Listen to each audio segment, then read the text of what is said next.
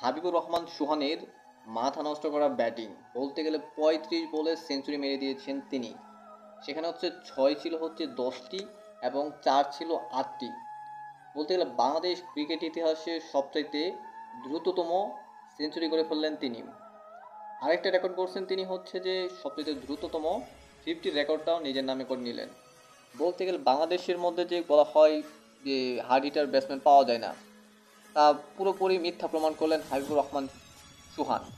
কেন? কারণ হচ্ছে যে হাবিবুর রহমান সুহান যে তার ডর বই হিংসার একটা ক্রিকেট খেলছে।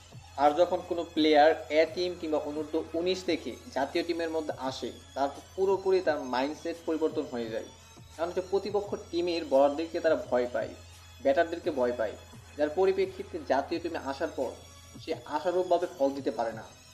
তার পরিপ্রেক্ষিতে সুস্পষ্টভাবে প্রমাণিত হলো হাবিবুর রহমান সুহানের ব্যাটিং পারফর্ম।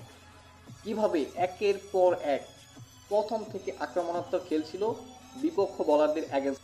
হাবিবুর রহমান সুহান ৩৫ বলে সেঞ্চুরি মেরে ৪২ বলে যে সেঞ্চুরি মারছিল পারভেজ হাসান ইমন, তার রেকর্ডটা কিন্তু রীতিমতো ভেঙে দিয়েছে।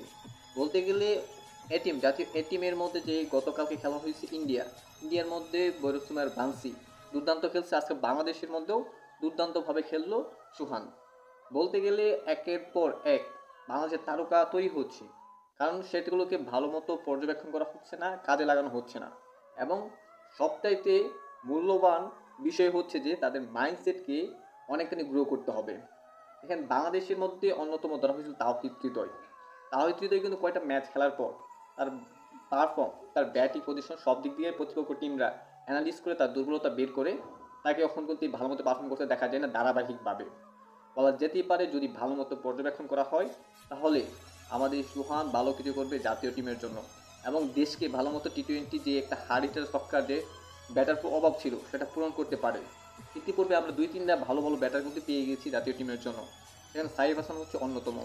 দেখা যায় বিসিবি কতটুকু গুরুত্ব দিয়ে তাদের মাইন্ডসেটকে পরিবর্তন করতে পারে। জাতীয় টিমের যে মাইন্ডসেটের একটা প্রবলেম, সেটাকে রিমুভ করতে হবে আগে।